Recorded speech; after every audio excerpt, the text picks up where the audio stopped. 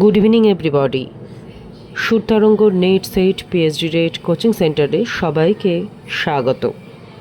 গত জুন মাস থেকে আমাদের কোচিং সেন্টারে ওয়েস্ট বেঙ্গল এসএলএসটি 2025-এর মিউজিক সাবজেক্টের ওপরে কোচিং দেওয়া শুরু হয়েছে।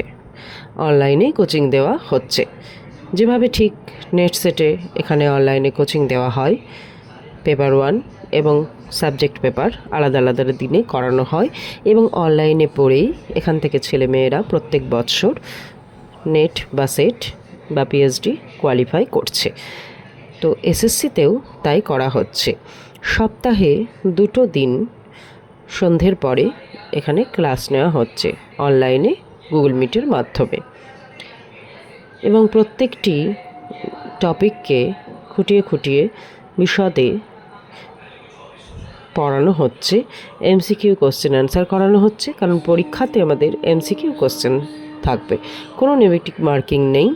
প্রত্যেকটা প্রশ্নের জন্য 4টে করে অপশান দেওয়া থাকবে এবং একটি অপশানেই আমাদেরকে চয়েস করে গোল করতে হবে। তো সেইভাবেই করানো হচ্ছে এবং 2 সপ্তাহ অন্তর মক টেস্ট নেওয়া হচ্ছে।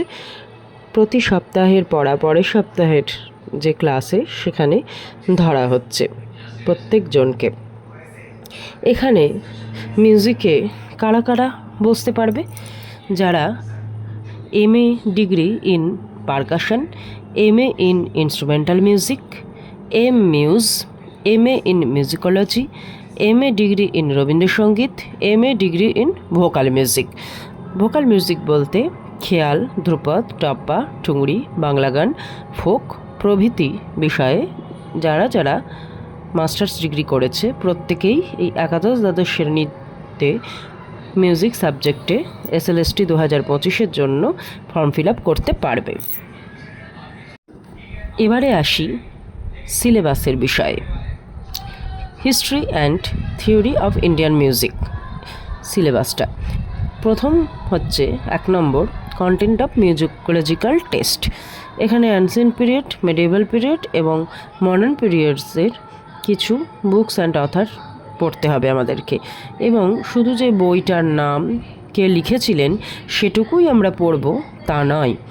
তার মধ্যে কোন বইয়ে সঙ্গীতের কোন বিষয় প্রথম বলা হয়েছিল, অর্থাৎ রাগ শব্দটি কোন গ্রন্থে প্রথম বলা হয়, স্বরের যে শুদ্ধ স্বর, বিকৃত স্বরের ধারণা, বা প্রাচীন যুগে গ্রাম কত প্রকার ছিল, এই সমস্ত যে ব্যাখ্যাগুলো কোন গ্রন্থে কিভাবে রয়েছে সেই বিষয়গুলো কিন্তু আমাদের এসএসসির জন্য যতটুকু প্রয়োজন সেইভাবেই আমাদেরকে এখানে পড়তে হবে। 2 নম্বর মিউজিক্যাল ফর্মস। এখানেও অ্যানসিয়েন্ট অ্যান্ড ক্লাসিক্যাল ফর্মসে আমাদের ধ্রুবা, প্রবন্ধ, ধ্রুপদ, ধামার, খেয়াল, টপ্পা, ঠুমরি প্রত্যেকটার যে কি ভাগ রয়েছে, কাকে বলে, কটা তুক, গাওয়ার কৌশল, কী তাল ব্যবহৃত হয় এই গানগুলোতে এবং কে বিখ্যাত এই গানে, সেই বিষয়গুলো আমাদের সব পড়তে হবে। এরপরে রয়েছে বাংলার ফোক সং।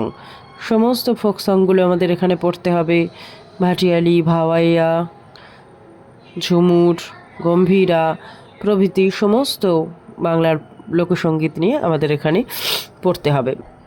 এরপরে রয়েছে বাংলা গান। বাংলা গানে কবি গান, বাংলা টপ্পা, এগুলোর প্রবর্তককে, তাদের লেখা গ্রন্থগুলো, তাদের যে প্রসিদ্ধ গানগুলো, এছাড়া বাংলা কীর্তন, কীর্তনের যে ভাগগুলো, এছাড়া নজরুল, ডিএল রায়, অতুল প্রসাদ এনাদের যে কন্ট্রিবিউশন সেগুলো আমাদেরকে পড়তে হবে। ওনাদের লেখা যে ইম্পর্টেন্ট গ্রন্থ, ইম্পর্টেন্ট সংগুলো, সেই সমস্ত কিছু খুঁটিয়ে আমাদের পড়তে হবে। এছাড়া রয়েছে টেগর সংস, রবীন্দ্রনাথ সম্পর্কিত যা যা রবীন্দ্রনাথের গুরুদের নাম, তার লেখা ইম্পর্টেন্ট যে গ্রন্থগুলো, গানগুলো, গুরুত্বপূর্ণ যে গানগুলোর তাল, রাগ, এই বিষয়গুলো আমাদের কিন্তু খুঁটিয়ে পড়তে হবে। 3 নম্বরে কিছু ব্যক্তির লাইফ স্কেচ রয়েছে। ক্ষেত্রমোহন গোস্বামী, সৌরীন্দ্রমোহন টেগোর, ভাতখান্ডেজি, স্বামী প্রজ্ঞানানন্দজি, এরকম বিভিন্ন ব্যক্তিবর্গের জীবনী। অর্থাৎ শুধু যে আমরা টানা একটা রচনার মতন এখানে জীবনীটা পড়ে যাব তা নয়, এখানে কিন্তু তাদের জন্মস্থান, তারা কোন কোন সঙ্গীতে পারদর্শী ছিলেন, কে কোন যন্ত্র বাজাতে পারতেন ভালো, তাদের গুরুর নাম কি, তাদের লেখা বই, তাদের যে সঙ্গীতের জগতে অবদানগুলো, সেগুলো সব আমাদের পড়তে হবে।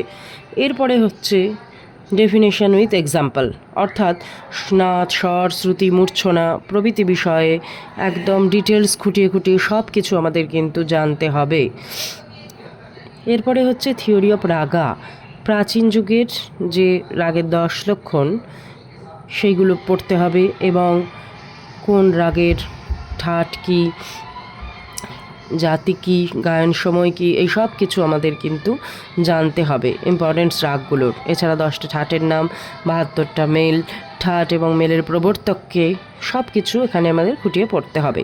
এরপরে হচ্ছে মিউজিক্যাল স্কেল, কটা গ্রাম ছিল প্রাচীন যুগে এবং কে প্রবর্তক, এই সব কিছু আমাদের এখানে পড়তে হবে। 22টা শ্রুতির ওপরে স্বরস্থাপন কিভাবে করেছিলেন, কে করেছিলেন প্রথম, এবং এই যে স্বরস্থাপন পদ্ধতি, সমস্ত কিছু আমাদের কিন্তু খুঁটিয়ে ভালোভাবে শিখতে হবে। এরপরে হচ্ছে ইনস্ট্রুমেন্টাল মিউজিক, এখানে আমাদের হিন্দুস্তানি, ক্লাসিক্যাল এবং ফোকে ব্যবহৃত যে বাদ্যযন্ত্রগুলো, সেগুলো সব জানতে হবে।